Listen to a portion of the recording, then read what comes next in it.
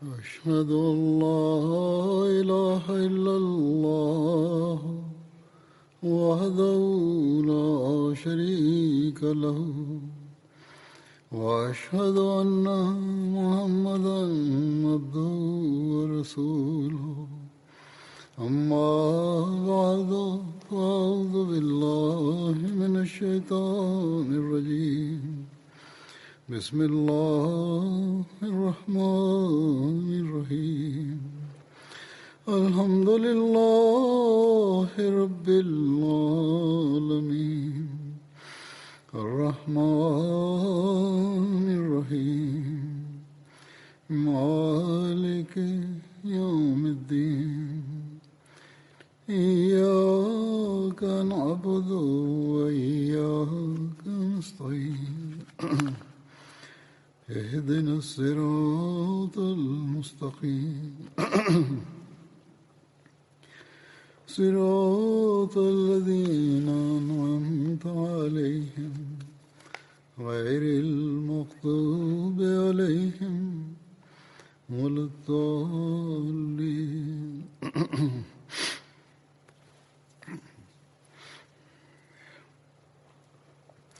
من ذا الذي يقرض الله قرضا حسنا فيضاعفه له أضعافا كثيرا والله يقبض ويبسط وإليه ترجعون. هذه الآية تتحدث عن إقراض الله تعالى، وهذا لا يعني أن الله تعالى بحاجة إلى مال الناس معاذ الله، وأنه تعالى يطلب القرض منهم لسد حاجة له، كلا، بل إن القرض له مفهوم عام معروف في معاملاتنا،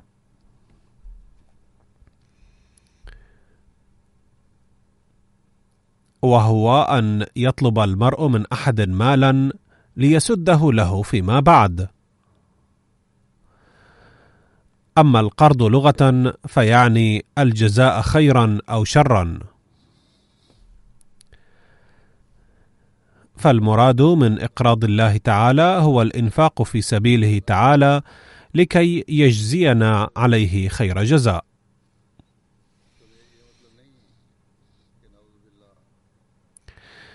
إن إنفاقنا في سبيل الله أو إعطاءنا المال لله تعالى يعني أننا ننفق هذا المال لكي يعطينا الله أفضل جزاء، وأننا عندما ننفق في سبيله تعالى أو نعطيه من أموالنا فإن الله تعالى يجزينا عليه خير جزاء.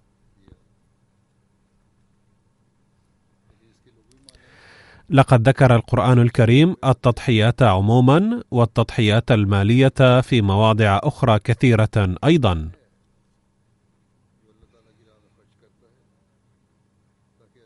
حيث عد الإنفاق في سبيل دين الله تعالى أو في سبيل النهوض بخلق الله تعالى بمنزلة الإنفاق على الله تعالى.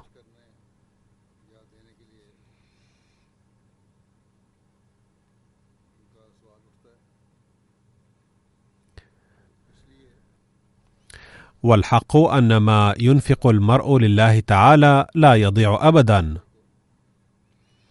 بل إنه بمنزلة قرض يسدده الله تعالى لصاحبه أضعافا مضاعفة. فلا يظنن أحد أن الله تعالى بحاجة إلى قرض من الإنسان، بل إن الله هو رب العالمين ويعطي الجميع، وهو ليس بحاجة إلى أحد. فإذا استخدم الله تعالى لنفسه كلمة القرض فإنما يعني بذلك أنفقوا في سبيلي لترثوا إنعاماتي وأفضالي بدون حد ولا إحصاء. فبقوله تعالى من ذا الذي يقرض الله قرضا حسنا قد رغب الله الإنسان في الإنفاق في سبيله تعالى لكي يرث نعمه بلا حدود وباستمرار. حيث بين الله تعالى بنفسه أني لا أسألكم هذا القرض للاحتفاظ به عندي أو لسد حاجة لي، بل أقترض منكم المال لكي أرده لكم مضاعفا أضعافا كثيرة، وأسألكم هذا القرض لأنكم إذا أنفقتم من أجل ديني ولخير خلقي فسوف أسده لكم أضعافا كثيرة. فباستخدام كلمة قرضا حسنا قد بين الله تعالى أيضا أنكم إذا أنفقتم ببشاشة وعن طواعية فمثل هذا الإنفاق فقط يعد إنفاقا في سبيلي حقا، وسيكون علي قرضا حسنا منكم وسوف أرده لكم بأضعاف كثيرة. لقد قال المسيح الموعود عليه الصلاة والسلام بهذا الصدد في أحد مجالسه: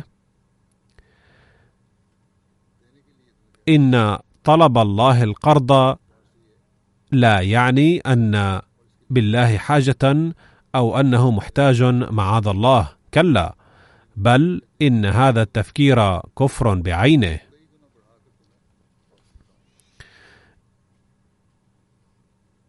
إنما المراد أن الله تعالى سوف يرد هذا المال بثواب من عنده، أي سيرده لصاحبه مضاعفا، وهذا أسلوب من أساليب الله تعالى لإنزال فضله على الناس. وقال سيدنا المسيح الموعود عليه الصلاة والسلام في مناسبة أخرى: يقول أحد الحمقى عن قول الله تعالى: من ذا الذي يقرض الله قرضا حسنا، أن هذا يعني أن الله جائع مفلس معاذ الله. ولا ندري كيف استنتج هذا الأحمق من طلب الله القرض أنه تعالى جائع مفلس، كلا، بل إن المراد الحقيقي للقرض هنا الأشياء التي تكون مقرونة بوعد إعادتها إلى صاحبها، والقرض مقرون دائما بوعد سداده. إن هذا المعترض الجاهل أضاف هنا من عند نفسه معنى الإفلاس والفقر، إذ لم يقل الله تعالى هنا إني مفلس وأني بحاجة إلى المال لأنفقه على نفسي. نعم، عندما يكون عبادي جياعا وتنفقون عليهم أموالكم فكأنكم تنفقون علي. ثم يقول عليه السلام: القرض هنا يعني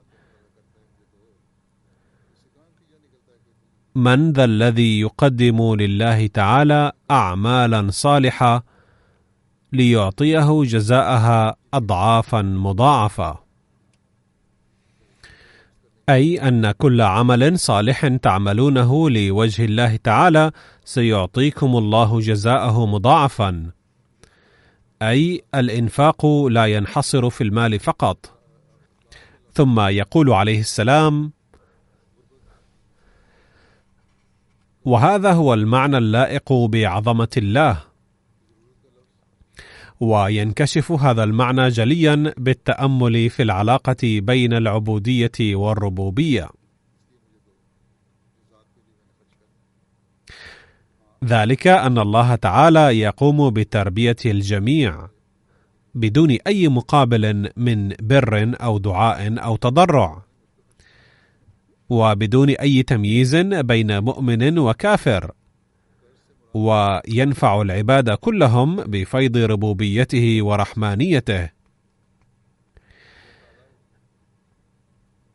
فأنى له أن يضيع حسنات أحد؟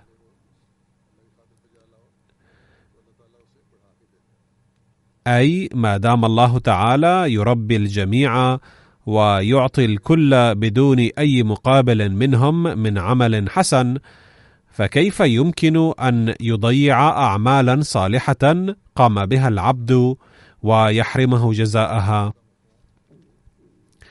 لقد قال الله تعالى في بيان عظمة شأنه: فمن يعمل مثقال ذرة خيرا يره ومن يعمل مثقال ذرة شرا يره. وهذا هو المفهوم الحقيقي للقرض المذكور هنا.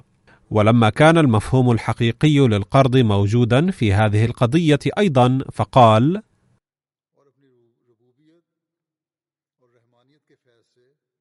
وجاء تفسيره في قوله تعالى: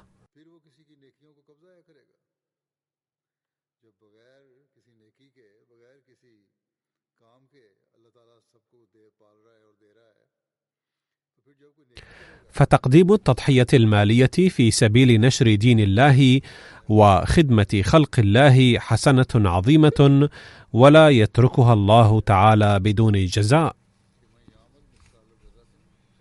وقد بين الله تعالى هذا الأمر في موضع آخر من القرآن الكريم أيضا.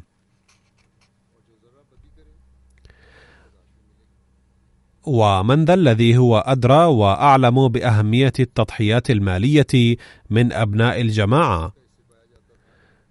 فكل أحمدي من أي شريحة من شرائح المجتمع ذو خبرة شخصية بأن الإنفاق في سبيل الله تعالى ابتغاء وجهه لا يجلب سكينة القلب فقط، بل يرد الله تعالى بطرق مدهشة ما أنفقه ابتغاء مرضات الله.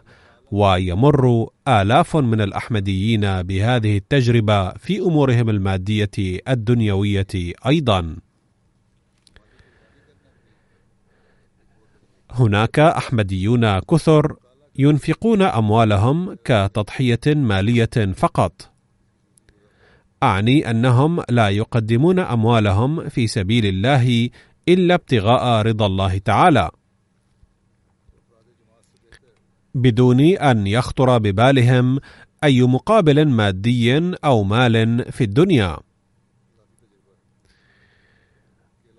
ولكن الله تعالى يرد لهم أموالهم على أحسن وجه كما وعد.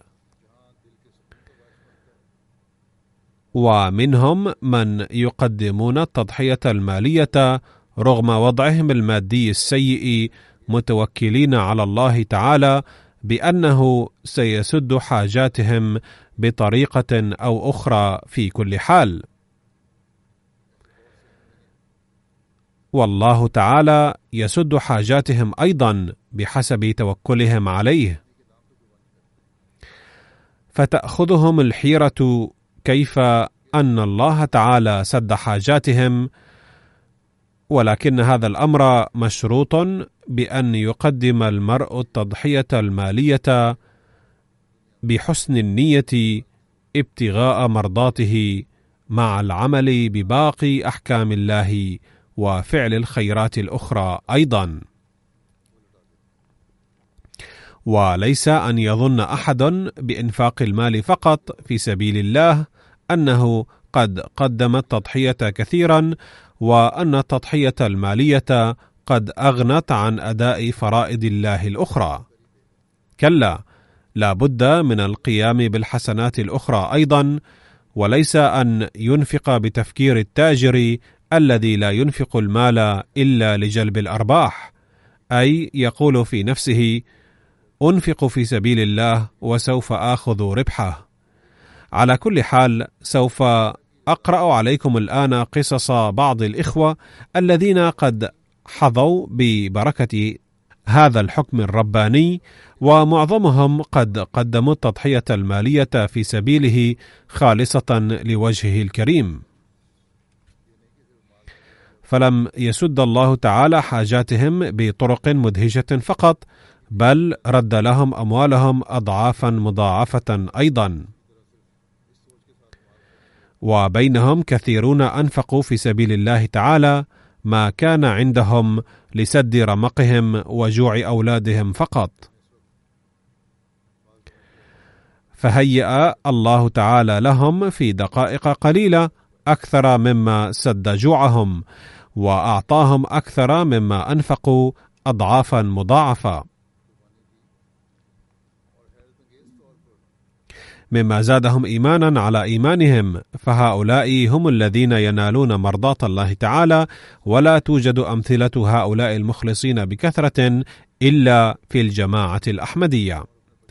كتب رئيس جماعتنا والداعية المسؤول في غينيا كيناكري قصة بهذا الصدد، وقال أنه قرأ على مسامع الإخوة في خطبة الجمعة بالمسجد خطبتي التي ألقيتها حول مشروع الوقف الجديد في السنة الماضية، والتي بينت فيها أهمية التضحية المالية، وقرأت فيها مقتبسات من أقوال المسيح الموعود عليه الصلاة والسلام التي ذكر فيها 5 سبل للوصول إلى الله تعالى، وإحداها الجهاد بالمال، حيث قال: من المستحيل أن تجتمع محبتان في قلب واحد، أي حب المال وحب الله تعالى.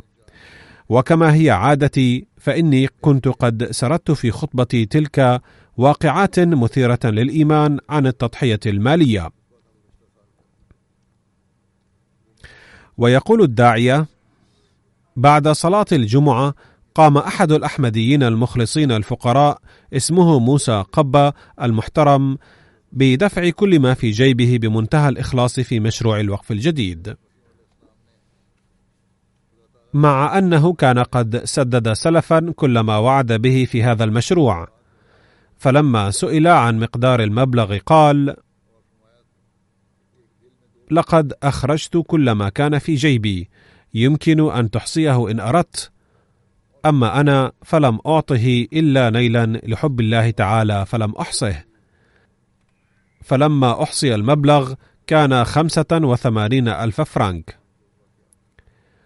فلما قيل له بأنك أخرجت من جيبك كل النقود ولا بد أن ترجع إلى بيتك فخذ بعض النقود منه، قال: ألم تسمع أن المسيح الموعود عليه السلام قال: لا يمكن أن يجتمع في قلب واحد حبان 2، فدعني أعيش اليوم مستندا لحب الله تعالى.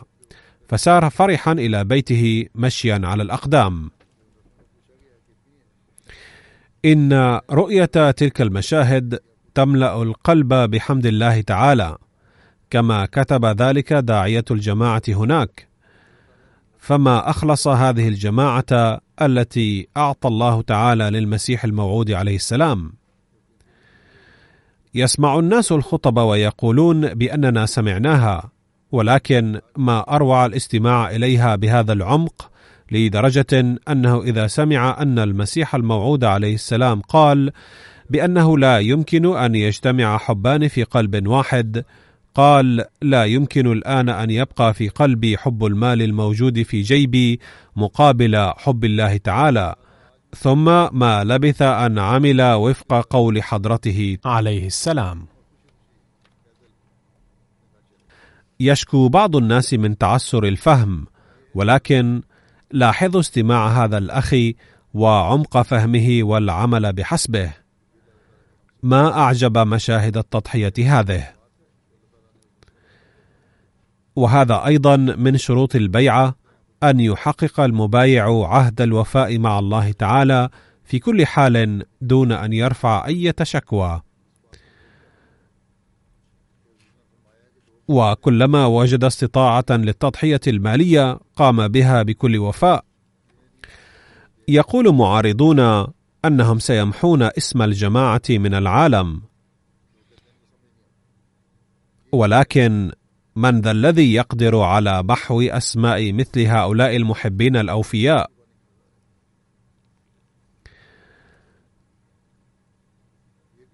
ثم من دأب الله تعالى أنه يضم إليه مثل هؤلاء المحبين، أما العدو فلا يعثر حتى على ذرات وجوده.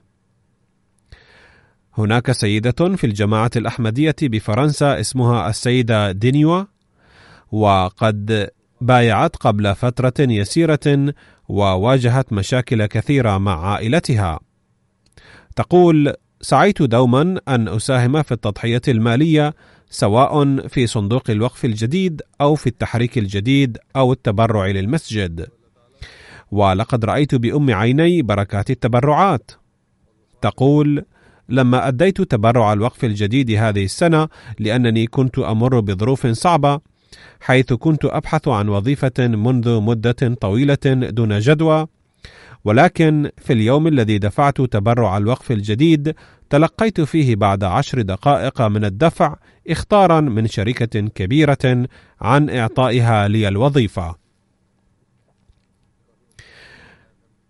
تقول السيدة: إن تلقي الوظيفة فورا بعد أداء التبرعات، ولا سيما تبرع الوقف الجديد، كان حقا آية لي من الله تعالى. كتب داعيتنا في قزاقستان: بايعت زوجة المعلم المحلي السيد جسلان قبل بضع سنين، ودفعت في هذه المرة يوم عيد ميلادها 7000 تنغا العملة المحلية في التحريك الجديد والوقف الجديد مناصفة.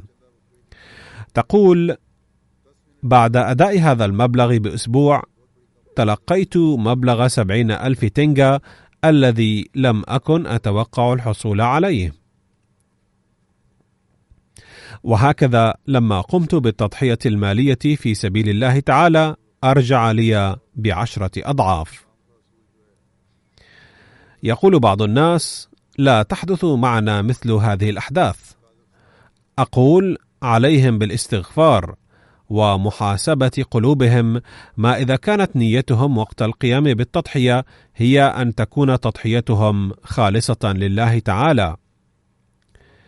إن كانت هكذا فينبغي ألا تنشأ أي شكوى، لأنه ينبغي أن يكون مدعاة الفرحة والسرور أن الله تعالى وفقهم لمثل هذه التضحية، وسيعطيهم الله تعالى أضعافا بطرقه، فمن الممكن أن يعطيهم اليوم أو غدا.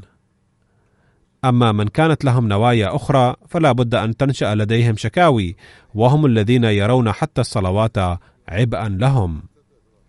يقول أحد الإخوة السيد عبد الرحيم من موسكو: لم يكن حظي سعيدا بخصوص الوظيفة، فحيثما وجدت العمل كان الراتب قليلا لدرجة لم يكن كافيا لتغطية نفقات العائلة كلها، بل حصل في أحد الشهور أنه ما دفع لي راتبي. ولكن بعد كل هذا من الله علي بحيث بدأ راتبي يزداد ويزداد.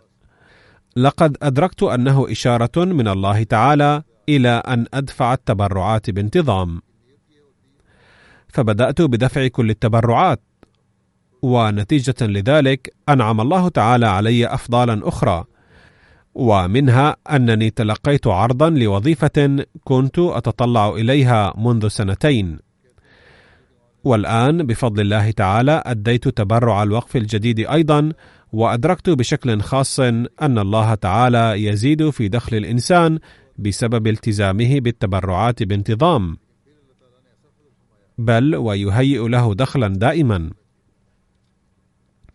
وإنني أشكر الله تعالى كثيرا على أنه وفقني للمساهمة في تبرعات الجماعة. يقول السيد افتخار داعيتنا في مقاطعة ووترلو بسيراليون: لقد قمت بجولات في فروع الجماعة المختلفة لجمع تبرعات الوقف الجديد، وأخبرت أفراد الجماعة بأنه قد حدث منا التقصير في إخباركم عن أهمية التبرعات. لقد قلت عند الإعلان عن العام الجديد لصندوق التحريك الجديد أن سيراليون تتمتع بكفاءة عالية، فيمكن لأفراد الجماعة فيها أن يحسنوا نسبة تبرعاتهم. فأخذ الداعية المذكور هذه الرسالة إلى فروع الجماعة وقال بأن هذه هي رسالة خليفة المسيح، بأن جماعة سيراليون كبيرة وقديمة، وإن أفراد الجماعة هناك مستعدون للقيام بالتضحيات المالية. أما إذا كان هناك تقصير في ذلك فهو من قبل المسؤولين. يقول الداعية بأن هذه الرسالة ولدت في أفراد الجماعة حماسا عجيبا، فلم يدفعوا تبرعات الوقف الجديد فحسب، بل دفعوا تبرعات أخرى بالزيادة في نسبها. فقد تواصلت مع 18 عائلة في منطقة نيوتن، وجمع تبرع 1,300,000 ليون في يوم واحد.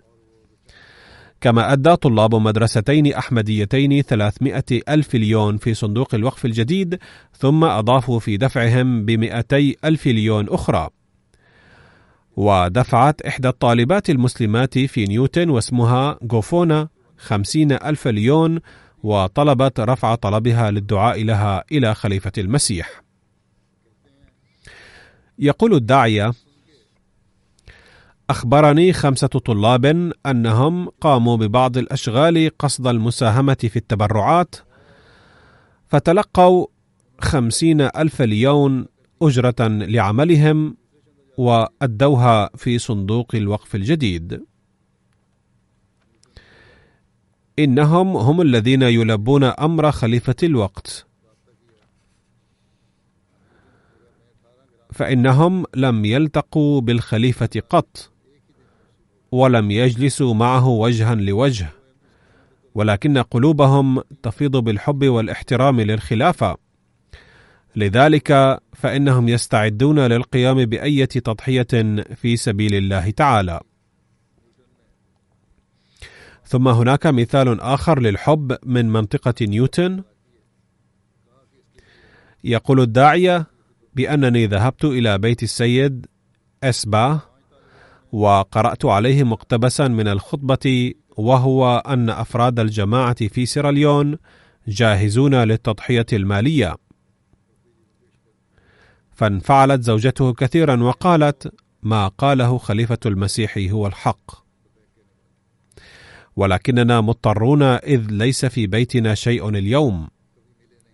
يقول الداعية بأننا كنا جالسين هناك، فإذ تلقت هذه الأخت فجأة مبلغا من المال من حيث لم تكن تحتسب، فسلمت المبلغ فورا إلى سكرتير المال المرافق للداعية ليقطع لها الوصل.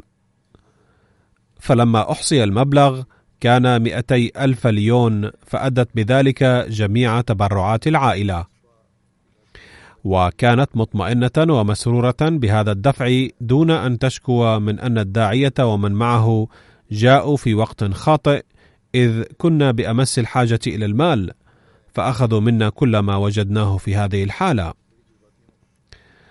يقول الداعية: قلت لها: خذي بعض المال مما دفعته، لأنه ليس في بيتك شيء للأكل والشرب. فقالت: لا نبالي الآن بشيء بعد أن تبرعنا بكل ما تلقينا، ولكن الله لم يتأخر في الرد على ما قدموا، إذ بعد قليل جاءهم مبلغ آخر لا بأس به من حيث لا يحتسبونه، وبالتالي تم تأمين الطعام والشراب بسهولة. كتب داعيتنا في قرقيزستان: أخبرني السيد قوبت، وهو أحمدي قرقيزي مخلص يسكن في بشكك، أنني وعدت بأداء 1000 سم، وهي عملة قرقيزية، في تبرع الوقف الجديد. وقبل نهاية السنة المالية بشهر ألقى رئيس الجماعة في خطبة الجمعة ضوءا على أهمية تبرع الوقف الجديد، وقرأ على الحاضرين بعض أحداث المتبرعين الواردة في خطبة قديمة لخليفة المسيح. فدفعت في ذلك اليوم 200 سم فحسب من وعدي الكامل، أي من 1000 سم، ولم أستطع أداء الوعد بالكامل، وإن لي أختا مريضة تدفع لها الحكومة 4000 سم شهريا. وفي ذلك اليوم حين ذهبت بعد صلاة الجمعة لاستلام المعاش لأختي، وأقحمت الكرت في ماكينة الATM، وجدت في الحساب 10,000 سم. وكانت والدتي قبل أسبوع قد أرسلت إلى الحكومة رسالة طلبت فيها رفع المبلغ الذي نعطى من الحكومة كمعاش، فخطر ببالي أن هذا المبلغ أرسل من الحكومة استجابة لذلك الطلب. لكننا تلقينا اليوم أي صباح 29 من ديسمبر مكالمة من الحكومة أنهم سيعطوننا بحسب الوعد 5000 سم، فبذلك وجدنا 5000 سم إضافية. فدفعت التبرعات المتبقية، وما كنا أنفقناه سلفا قد أخذناه من هذا المبلغ. يقول: إنها بركة التبرعات التي كنت دفعتها فورا، إذ لم نعرف من أين جاء المبلغ الأول، أي 10,000. ولما كان المبلغ موجودا في حسابنا قال لنا البنك إنه لكم ولا علاقة للبنك به. فهذه التضحيات تتسبب في ازدياد الإيمان. يقول أمير الجماعة في تنزانيا: حين ذكرنا السيد خيري رشيدي من جماعة زنجبار قبيل نهاية السنة بأن عليه أن ينجز وعده في الوقف الجديد، قال لاحقا: حين تم تذكيري لم يكن عندي أي عمل ولا مبلغ، لكنني قلت للداعية أن يكتب اسمي ضمن من أنجزوا الوعود كاملة، وسوف يدبر الله لي بنفسه.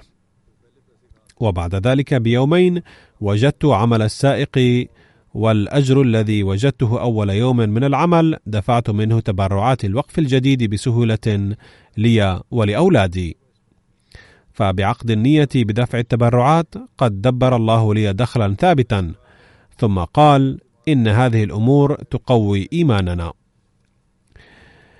يقول أمير الجماعة في تنزانيا نفسه: لقد أخبرني السيد طه من إقليم أرينغا أنه في هذا العام لاحظ بركات غير عادية لتبرعات الوقف الجديد، حيث كان وعده ب600,000 شيلينغ تقريبا، وكتب إلى أمير المؤمنين رسالة في نوفمبر نظرا للضائقة المادية: إن الأوضاع الاقتصادية والتجارية بشكل عام سيئة في البلد، وطلب منه أن يدعو الله تعالى أن يمكنه من إنجاز ما وعد في الوقف الجديد.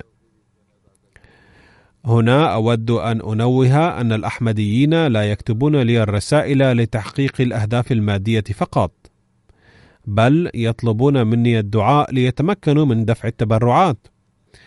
وسوف أذكر لاحقا بعض الأحداث كيف يدعو الناس في الصلوات والتهجد ليوفقهم الله تعالى لدفع التبرعات بدلا من الدعاء لتحقق الأغراض الشخصية. واطمأن قلبي فور إرسال الرسالة أن الله سيهيئ الوسائل إن شاء. ثم بعد مرور 24 ساعة بالكاد جاءني شخص للاستشارة وأخذ الرأي في تجارته، وعند المقابلة عرفت أني كنت زميله في الصف قبل 15 سنة، فتكلمنا وحصلت بواسطته على عقد قيمته 6 ملايين شيلينغ. فهكذا قد دبر الله 10 أضعاف من وعدي، حيث كان وعدي 600,000 فأعطاني 6 ملايين. ثم عند استلام السلفة دفعت تبرعات الوقف الجديد.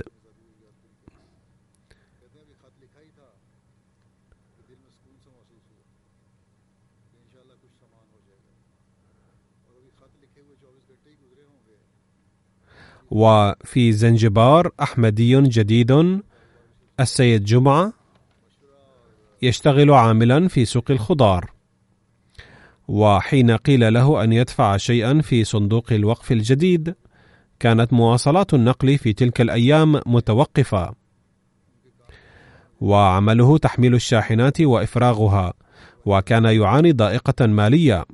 كما قلت لكم قبل قليل أنه قال: إني دعوت في التهجد لبضعة أيام. وانظروا أنه عامل عادي فقير، لكنه لا يدعو الله تعالى لسد حاجاته الشخصية وتوفر ما يشبع بطنه، بل قد دعا الله بوجه خاص لبضعة أيام في التهجد ليوفقه لدفع التبرعات حتى لا يتخلف عن التضحية بالمال. ثم قبل 3 أيام من نهاية السنة بدأ عمله من جديد وانتهى توقف الحركة، وكسب ما يقارب 300,000 شيلينغ، ووفق لدفع تبرعاته هو وأسرته. ثم قال: منذ بايعت قد بارك الله في مالي بفضل دفع التبرعات بركات ملحوظة. فهؤلاء رجال لا يهمهم غير دفع التبرعات. وهم كما قلت يدعون من أجل ذلك في التهجد باكين. ويمكن أن يقول رجل مادي إثر سماع ذلك إنه جنون،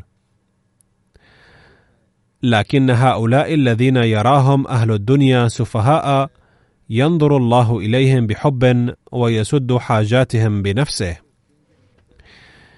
إنني أقرأ في التقارير أحداثا عجيبة وغريبة.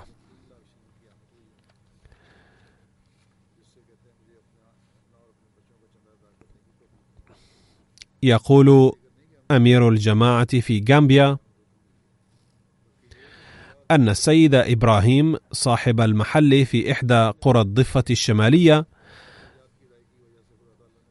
كان تاجرا ناجحا جدا، وكان الناس يأتمنونه، وكان غير أحمدي، ثم أفلس فجأة لأسباب، وأنفق من أمانات الناس لحفظ تجارته، ثم لما خاف أنه لن يتمكن من إعادة الأمانات هرب إلى مسقط رأسه غينيا كوناكري، وأقام هناك 3 سنوات، ثم قرر لحسنة في قلبه أنه يجب أن يعود ويتصدى للأوضاع ويسعى لتسديد القروض بأية طريقة، فاتصل بزعيم القرية وزعيم المحافظة وطلب منه إعطاء فرصة للعودة والعمل لتسديد الديون، والتمس منه ألا يعتقله، فسمح له الزعيم بشرط أن يعمل بجهد ويعيد أمانات الناس، وإن لم يفعل ذلك فسوف يسجن.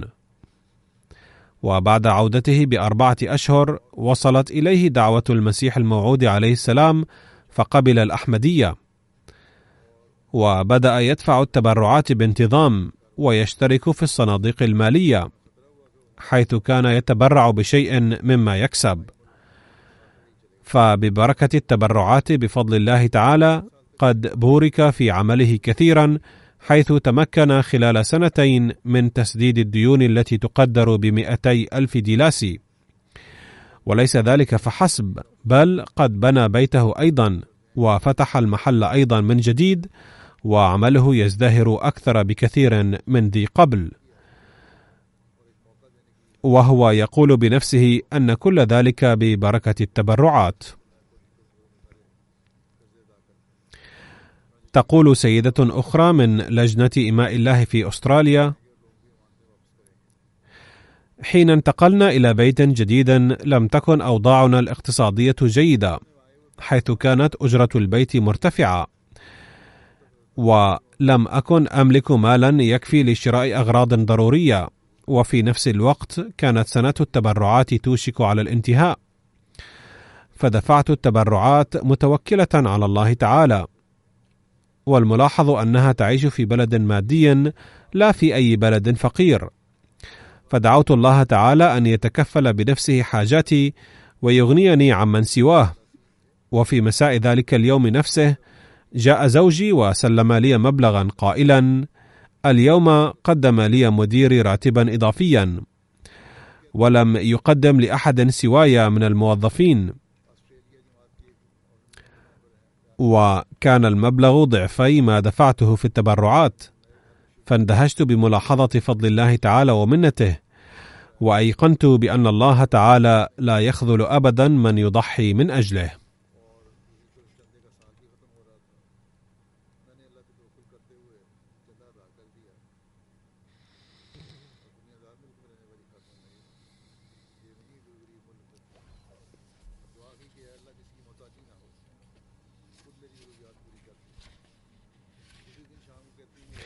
يقول السيد قمر الدين المحاسب من الهند: قبيل نهاية السنة المالية وصلت إلى كاليكوت برفقة ناظم الوقف الجديد في جولة لجمع التبرعات، فخلال هذه الجولة زرنا بيت أحمدي اسمه السيد حنيف، الذي كان قد بايع قبل 8 سنوات وهو عامل بسيط. وأثناء الجلوس في بيته جاء ابنه الصغير مدلال علي البالغ من العمر 10 سنوات بصندوق توفيره، وقدمه قائلا: لقد جمعت هذا المبلغ طوال السنة لأتبرع به في صندوق الوقف الجديد، فلما فتحنا الصندوق وجدنا فيه مبلغا كبيرا، فحين قال له الناظم المحترم إن الأولاد عادة يجمعون النقود ليشتروا بها أشياء محببة لديهم، أما أنت فتقدم في الوقف الجديد، لماذا؟ فقال له الطفل ما معناه: لقد أمرنا الله تعالى ورسوله صلى الله عليه وسلم والخلفاء الكرام بالإنفاق في سبيل الله تعالى، لذا قد جمعت هذا المبلغ لأتبرع به في صندوق الوقف الجديد. هذه هي التربية لأطفال الأحمدية، الجماعة التي كان أطفالها يتحلون بهذا التفكير والتربية، كيف يمكن للمعارضين أن يضروها؟ مهما سعى أعداء الجماعة فليعلموا أن الله تعالى نفسه أقام هذه الجماعة لنشر دينه، لذا يتكفلها الله تعالى نفسه كل حين ويعينها وينشئ في قلب جيل بعد جيل حبها ولوعة تحقيق أهدافها. كتب أمير الجماعة في تنزانيا: كتب الداعية المحلي من جماعة مينكي مكوتشي في بلد مجاور اسمه ملاواي أن سيد إبراهيم يتاجر باللحوم، وقد وعد ب5800 كواش ملاواي، وظل يدفع شيئا فشيئا خلال السنة، وفي كانون الأول بقي جزء قليل منه، ولكن توقف عمله بسبب ظروف البلد، فأكمل وعده بالاقتراض، وبعد أسبوع اشترى ماعزا ليبدأ العمل مجددا ويبيع لحمها، وفي أيام قليلة بارك الله في عمله بحيث سدد قرضه كله. يتبرع الفقراء بحماس التضحية متوكلين على الله، وبالنتيجة ينزل الله تعالى عليهم أفضاله أيضا. إن ظروف البلد لا زالت سيئة، ولكن الله تعالى غير ظروف هذا المخلص. يقول الداعية المحلي في موالا فرع الجماعة في دولة ملاواي: هناك سيدة أرملة في جماعتنا واسمها متنبا، وهي تتبرع بحسب سعتها المالية، وفي هذه السنة وعدت ببعض المبلغ لصندوق الوقف الجديد، ودفعت قبل جميع النساء خلال السنة، ويوم دفعت رأت رؤيا في نفس الليلة أخبرت فيها أن الله سينصرك في أمورك منذ اليوم. ففي اليوم التالي ذهبت إلى الداعية ودفعت مزيدا في صندوق الوقف الجديد، وقالت: ببركة التبرع يزيد الله تعالى في حقلي، وأما الآن فقد أخبرني بنفسه أنه سينصرني. لاحظوا كيف أن الله تعالى في بعض الأحيان يهيئ أسباب الازدياد في الإيمان فورا. كتب الداعية في ألبانيا عن أحد المبايعين الجدد المدعو مائيل كليس، الذي كان قد بايع قبل 3 سنوات، وهو الآن سكرتير التبليغ للجماعة المحلية وخادم نشيط. ذات يوم جاء بعلبة مليئة بالنقود، قال أنه كان قد وضع هذه العلبة في سيارته لكي يضع فيها كل ما وفر ليتبرع به لصالح الجماعة، ففي أول مرة حين جاء بالعلبة دفع جزءا منه في صندوق الوقف الجديد والتحريك الجديد باسم ابنه بيورن بيا البالغ 4 أشهر، والباقي باسمه في صندوقي التحريك الجديد والوقف الجديد والتبرعات الإلزامية الأخرى. وبعد ذلك استمر بالمجيء بالعلبة المليئة بالنقود كل شهر، وفي كانون الأول دفع مبلغا جيدا في صندوق الوقف الجديد يوم الجمعة الأخيرة للسنة. ينشأ في المرء حماس التضحية بعد الدخول في الجماعة، لأنه يرى مشاهد أفضال الله تعالى. قال رئيس الجماعة في تشيم بالمملكة المتحدة: كنا متخلفين جدا من تحقيق هدفنا لتبرع الوقف الجديد، وكنت أدعو الله تعالى في صلاة التهجد من أجل ذلك، فقالت لي زوجتي في أحد الأيام: إذا قلت لعائلة كذا سيتحقق الهدف. فتواصلت معهم، فدفع صاحب العائلة 1000 جنيه استرليني طالبا ألا نظهر اسمه، وإضافة إلى ذلك دفع 1000 جنيه باسم أولاده، وقال: إذا احتجتم إلى شيء آخر فأخبروني. ومن المملكة المتحدة نفسها قالت سكرتيرة الوقف الجديد في إسلام آباد: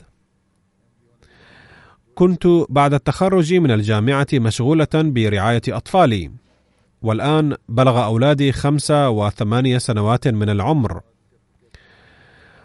وكانت التبرعات كلها تدفع من دخل زوجي، وكانت تأتي في حساب المساعدة الحكومية للأولاد. كنت أظن أنني ما أنفقه في سبيل الله هو لا يمكن أن يسمى التضحية المالية الحقيقية، فمنذ أيلول من هذه السنة بدأت دفع التبرعات من حسابي الخاص للوصية والتحريك الجديد والوقف الجديد باسمي وباسم جدتي وعمي أيضا، وجعلت قسطا شهريا جيدا حتى تعد تضحية مالية حقيقية. وفي نفس الشهر قدمت طلبا للوظيفة كأستاذة في المدرسة لكي أحرز تجربة، ولكن لم أكن أتوقع النجاح. يوم ذهب القسط الأول للتبرعات جاءني هاتف من المدرسة للمقابلة، وحين ذهب من حسابي القسط الثاني، فبدلا من أن تعطيني المدرسة وظيفة الأستاذة المساعدة أعطتني عملا آخر مما زاد دخلي 10 أضعاف، وأيقنت أنه بسبب التضحية المالية في سبيل الله.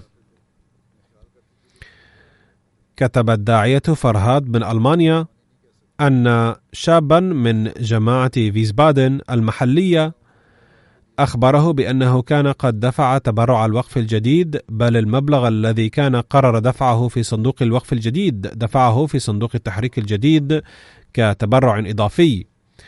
وفي الشهر نفسه جاءتني رسالة من قسم الضرائب أن على ذمتي 800 يورو، ولكنني بالرغم من ذلك دفعت تبرع الوقف الجديد بتكبد العناء، وقلت في نفسي سوف أقترض لدفع الضريبة، ولكن بعد أسابيع تلقيت رسالة من قسم الضرائب: إننا راجعنا الحسابات فتبين أنه ليس على ذمتك شيء من الضريبة، بل علينا أن نعيد إليك 4400 يورو. وبعد بضعة أيام تعرضت سيارتي لحادث، وكان الخطأ لشخص آخر، فحصلت على 4700 يورو. هكذا ما أديته من المبلغ الزائد بتكبد قليل من العناء أرجعه الله تعالى. يمكن أن يقول أحد إنها صدفة، ولكن المؤمن يعلم أنه نتيجة فضل الله الخاص.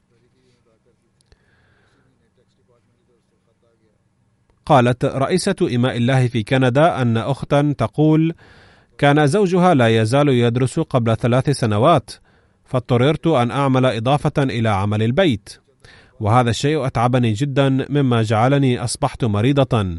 وفي هذه الأثناء حين جاء وقت تسجيل وعود الوقف الجديد والتحريك الجديد فوعدت ضعفين من الدخل، وبعد قليل فقدت وظيفتي وتعرضت لضيق مالي شديد، وبدأت أسدد نفقات البيت من بطاقة ائتمان.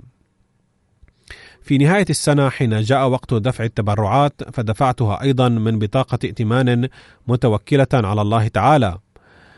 أظهر الله تعالى قدرة عجيبة أنها علمت من البنك في تلك الأيام أن لديها تأمين حماية الائتمان، وإذا فقدت وظيفتها فيمكنها أن تقدم الطلب. هكذا هيأ الله تعالى أسبابا لتسديد بطاقة ائتمان، وإضافة إلى ذلك وجدت وظيفة جديدة كانت أفضل من الوظيفة القديمة، مما تحسنت ظروفها فدفعت مزيدا من التبرعات الإلزامية، وزادت تبرعاتها التطوعية أيضا. وفي هذه الأثناء أكمل زوجها أيضا دراسته وحصل على وظيفة جيدة، فتركت وظيفتها وكفاهم عمل الزوج فقط. كتب الداعية من إندونيسيا أن السيد أمين قال أن أهل بيته كانوا يدفعون دائما تبرعاتهم لصندوق الوقف الجديد والتحريك الجديد في شهر رمضان، ولكن في هذه السنة كان الدخل قليلا، وكان تحقيق الوعد يبدو صعبا.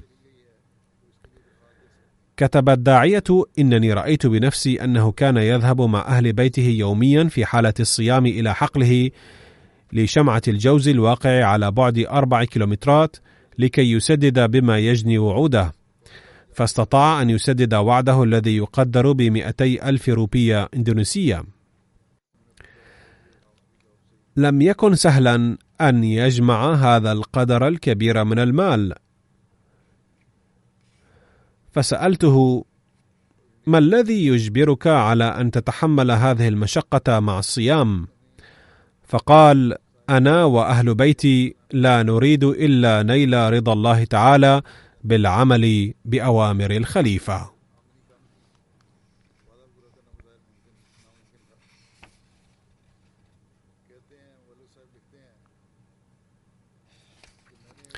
هناك جماعة إيكايا في بوركينا فاسو، وفيها السيد نيابة الذي بايع قبل 10 سنوات، ولكنه كان ضعيفا في دفع التبرعات، وكان كثيرا ما يعاني من المرض والضيق المالي في البيت.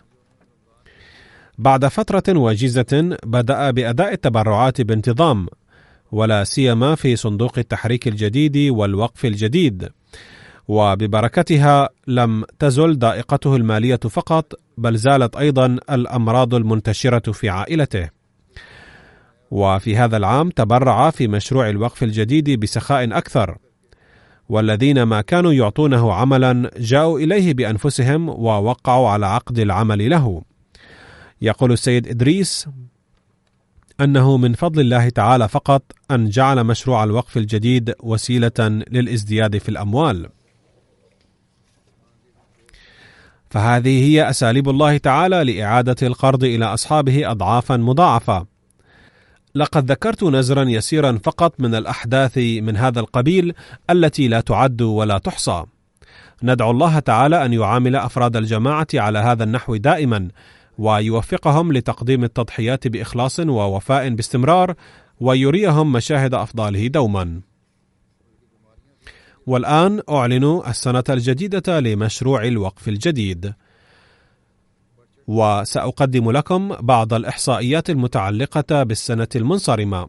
فقد انتهت بفضل الله تعالى السنة 63 لمشروع الوقف الجديد، وبدأت من أول يناير كانون الثاني السنة 64، وقد وفق الله تعالى الجماعة لتقديم التضحية المالية في السنة المنصرمة بمبلغ 10,503,000 جنيه استرليني، وهذا المبلغ يربو على تبرعات السنة التي قبلها ب887,000 جنيه استرليني، فالحمد لله على ذلك. ولكن هذه ليست نتيجة مساع بشرية، بل هي نتيجة فضل الله تعالى فقط. في هذا العام احتلت جماعة بريطانيا المرتبة الأولى بين فروع الجماعة في العالم من حيث مبلغ التبرع الإجمالي، وقد أضافت في مجموع التبرع إضافة ملحوظة. وإن لجنة إماء الله في بريطانيا أيضا تبذل جهودا كبيرة بفضل الله تعالى، ويبدو أن الزيادة المذكورة جاءت لأن الرجال أيضا بذلوا جهودا كبيرة مثل النساء. جاءت جماعة ألمانيا في المرتبة الثانية، مع أنهم أيضا أضافوا في التبرع كثيرا، ومع ذلك إن جماعة بريطانيا متقدمة على ألمانيا كثيرا. لقد تأخرت جماعة باكستان كثيرا عما سبق بسبب تدهور قيمة العملة الباكستانية إلى حد كبير، ومع ذلك تحتل جماعة باكستان المرتبة الثالثة. على أي حال تقدمت جماعة باكستان من حيث التبرع الإجمالي على الرغم من تدهور قيمة العملة، ويقدم أفرادها تضحيات مالية باستمرار، كما يقدمون تضحيات الأرواح وتضحيات العواطف أيضا، ويواجهون إيذاءات نفسية باستمرار. ندعو الله تعالى أن يهيئ لهم سهولة ويسرا. تحتل جماعة كندا المرتبة الرابعة، وتليها أمريكا، ثم الهند، ثم أستراليا، ثم هناك جماعة من الشرق الأوسط، ثم إندونيسيا، ثم غانا.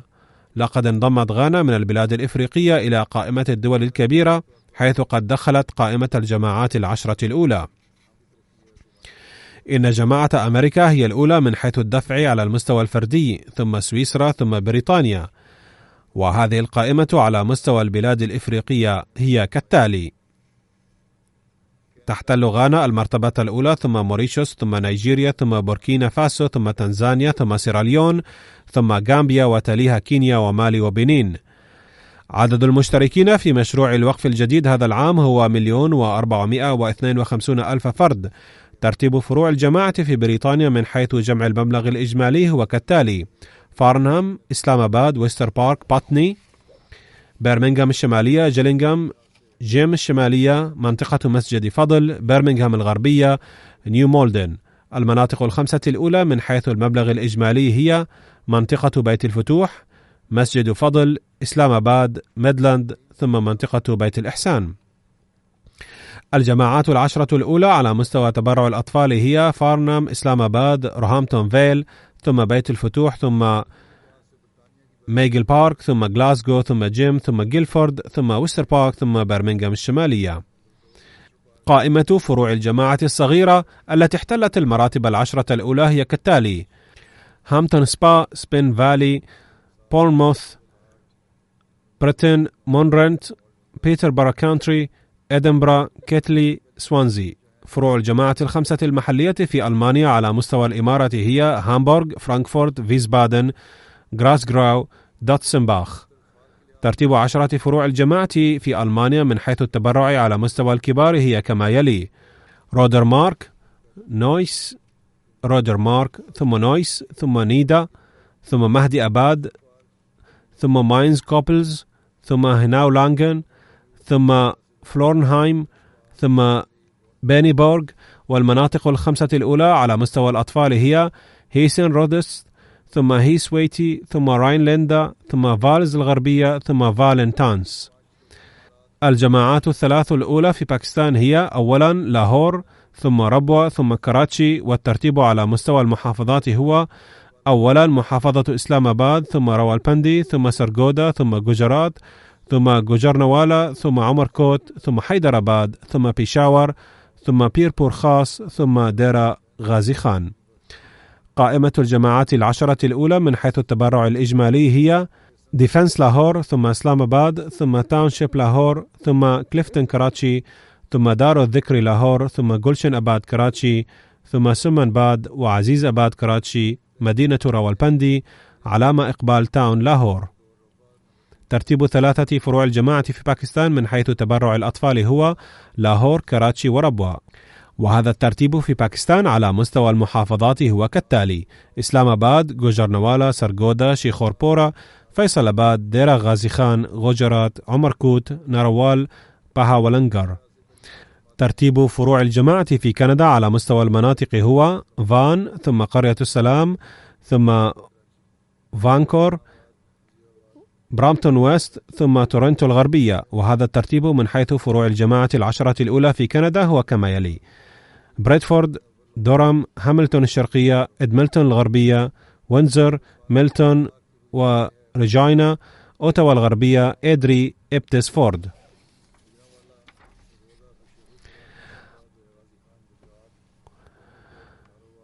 وقائمة الجماعات على مستوى الأطفال هي كالتالي: فان، تورنتو الغربية، قرية السلام، كالغاري، بروهامبتون والغربية.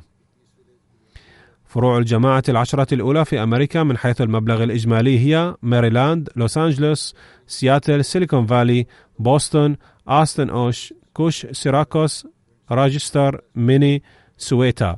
وهذه القائمة من حيث تبرع الأطفال هي: ماريلاند، لوس أنجلوس، سياتل، أورلاندو، سيليكون فالي، بوسطن، أوشكوش، ميسوتا، لاس فيغاس، فيشبورغ. قائمة فروع الجماعة في الهند على مستوى المحافظات: كيرالا، تامل نادو، جامون وكشمير، تلنغانا، كرنات، أوريسا، بنجاب، البنغال الغربية، دلهي، أتربتش. وهذا الترتيب على مستوى الجماعات هو: كومبيتور، قاديان، باتان، بريام، حيدر آباد، كولكوتا، بانغلور، كاليكوت، كونورتاون، ريتشي، نجار، كيرينغ. وترتيب فروع الجماعة في أستراليا هو كالتالي: ميلبورن، لانغوان، كاسل هيل، مازدن بارك، ميلبورن بيروك، إدلد الغربية، ماونت رويت، بيرتا، بيزيتا، لوغان الشرقية، بليك تاون. هذا الترتيب في جماعة أستراليا من حيث تبرع الكبار هي كالتالي: ميلبورن، لانغورن، كاسل هيل، ماسدن بارك، ميلبورن بارك، بيزيا ماونت، درويت، بليك تاون، إدلد الجنوبية، بريتا، كامبيرا. وهذا الترتيب في أستراليا على مستوى الأطفال هو كما يلي: ميلبورن لانغ، إدلد، ميلبورن، بيروك ماونت، درويت، لوغان الشرقية، بيزيتا، كاسل هيل، ميلبورن الشرقية، بريتا، إدلد والغربية.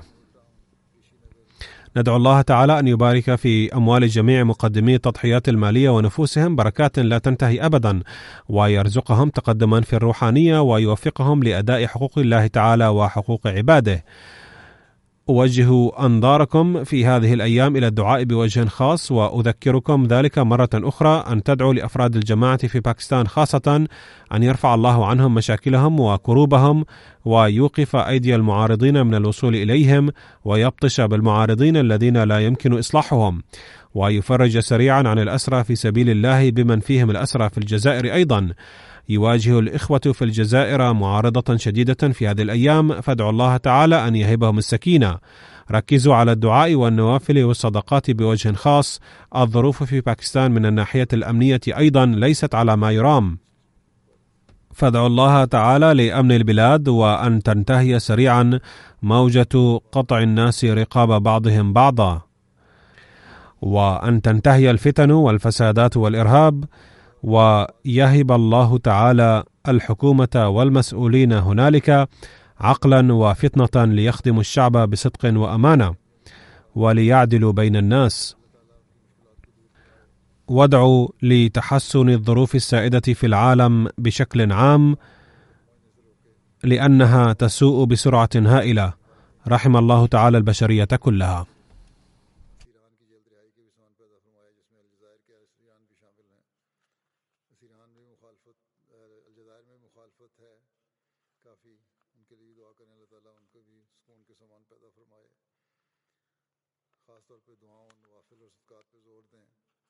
पाकिस्तान के मजमूई अमूमी लिहाज से हालात भी अमन के लिहाज से भी ठीक नहीं है, उनके लिए दुआ करें। अल्लाह ताला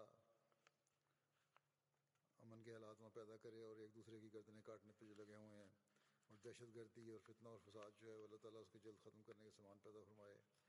वहाँ की इंतज़ामिया और हुकूमत को भी अक्ल दे कि वो हकीकी रंग में अवाम की खिदमत करने वाले हों और इंसाफ से काम लेने वाले हों। इसी तरह दुनिया के अमूमी हालात के बारे में भी दुआ करें जो बहुत तेज़ी से बिगड़ रहे हैं। अल्लाह ताला सब इंसानियत पर रहम फरमाए।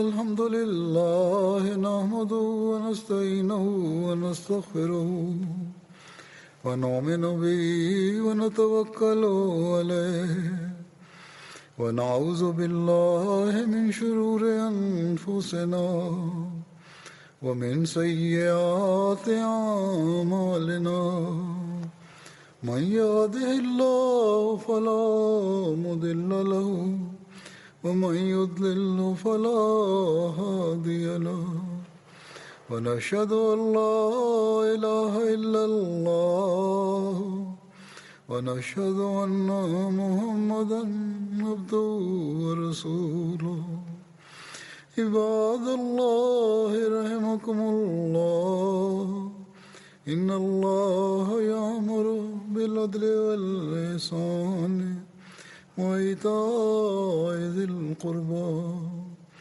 وينهى عن الفحشاء والمنكر والبغي يعظكم لعلكم تذكرون اذكروا الله يذكركم وادعوه يستجب لكم ولذكر الله أكبر.